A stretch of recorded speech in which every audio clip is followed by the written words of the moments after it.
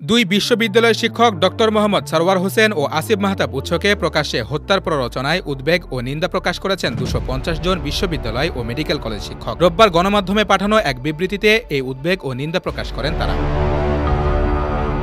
বিবৃতিতে বলা হয়, আমরা দেশের বিভিন্ন বিশ্ববিদ্যালয় এবং মেডিকেল কলেজের শিক্ষকবৃন্দ সম্প্রতি সংঘটিত এক গভীর উদ্বেগজনক ও নিন্দনীয় ঘটনার বিরুদ্ধে তীব্র প্রতিবাদ জানাচ্ছি। সম্প্রতি সামাজিক যোগাযোগ মাধ্যমে সাফওয়ান চৌধুরী রেবিল নামক জনৈক ট্রান্সজেন্ডার অ্যান্টার্কটিকা চৌধুরী নামে পরিচালিত তার একটি ফেসবুক অ্যাকাউন্ট থেকে আইইউবি এর সহযোগী অধ্যাপক ডক্টর সরওয়ার হোসেন এবং মানারাত ইন্টারন্যাশনাল ইউনিভার্সিটির লেকচারার আসিফ মাহতাব উৎসর বিরুদ্ধে প্রকাশ্যে হত্যার প্ররোচনা প্রদান করেছে। ওই অ্যাকাউন্ট থেকে নৃশংস ও অমানবিক চিত্র ব্যবহার করে দুইজন শিক্ষকের শিরোচ্ছেদ মাথা ও বিকৃত অঙ্গ প্রত্যঙ্গ প্রদর্শন করে কিছু পোস্ট করা হয়েছে, যার ভাষা ও উপস্থাপনা সরাসরি হত্যার উস্কানি প্রদান করে।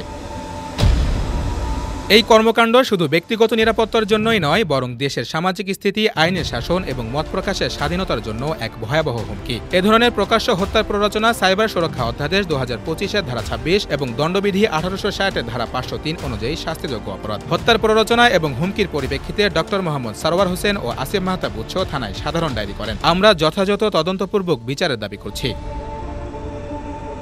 বিবৃতিতে আরও বলা হয়, ডক্টর মোহাম্মদ সরওয়ার হোসেন একজন খ্যাতিমান লেখক, সমাজসেবক ও আন্তর্জাতিক মানের গবেষক, যিনি বায়োমেডিক্যাল রিসার্চ ফাউন্ডেশনের অন্যতম প্রতিষ্ঠাতা এবং দীর্ঘদিন ধরে থ্যালাসেমিয়া, ডেঙ্গু ও শিশুদের স্থূলতা বিষয়ে গুরুত্বপূর্ণ গবেষণা ও সচেতনতা কার্যক্রম পরিচালনা করছেন। অপরদিকে আসিফ মাহতাব উৎস একজন সাহসী শিক্ষক ও জনপ্রিয় বক্তা, যিনি নিরাপদ সড়ক আন্দোলন, কোটা সংস্কার আন্দোলন ও ২০২৪ সালের গণঅভ্যুত্থানে সক্রিয় ভূমিকা পালন করেছেন। তারা উভয়ে সামাজিক ও ধর্মীয় মূল্যবোধ রক্ষায় সর্বদাই অবিচল থেকেছেন। বিবৃতিতে তারা বলেন, একজন চরমপন্থী কর্তৃক দেশের দুইজন সুপরিচিত বিশ্ববিদ্যালয় শিক্ষককে প্রকাশ্যে হত্যার প্ররোচনা প্রদান অত্যন্ত উদ্বেগজনক এবং একটি সভ্য সমাজে সম্পূর্ণ অগ্রহণযোগ্য। এটি কেবল দুজন শিক্ষকের নিরাপত্তার প্রশ্ন নয়, বরং স্বাধীন ও দায়িত্বশীল মত প্রকাশের অধিকার রক্ষার প্রশ্ন বটে। দ্রুততম সময়ে এ ঘটনার জন্য দায়ী ব্যক্তির বিরুদ্ধে ব্যবস্থা গ্রহণে ব্যর্থতা বিশ্ববিদ্যালয়ের ছাত্রছাত্রীদের ক্ষুব্ধ করে তুলতে পারে, যা দেশের স্থিতিশীলতাকে ব্যাহত করতে পারে বলেও আশঙ্কা করা হচ্ছে। তারা আরও বলেন, সাফওয়ান চৌধুরী রেবিল, যে নিজেকে সাহারা চৌধুরী নামে পরিচয় দিয়ে ট্রান্স নারী হিসেবে প্রকাশ করে থাকে, সিলেটের মেট্রোপলিটন বিশ্ববিদ্যালয়ের ইংরেজি বিভাগের চতুর্থ বর্ষের শিক্ষার্থী ছিল। প্রকাশ্যে হত্যার প্ররোচনার বিষয়টি অবগত হওয়ার পর উক্ত বিশ্ববিদ্যালয়ের সাধারণ শিক্ষার্থীদের দাবির পরিপ্রেক্ষিতে তাকে বিশ্ববিদ্যালয় থেকে আজীবনের জন্য বহিষ্কৃত করা হয়। এটি একটি ভালো উদ্যোগ, কিন্তু যথেষ্ট নয়। এ চরমপন্থী সন্ত্রাসীর বিরুদ্ধে দ্রুত আইনগত ব্যবস্থা গ্রহণ করা অপরিহার্য।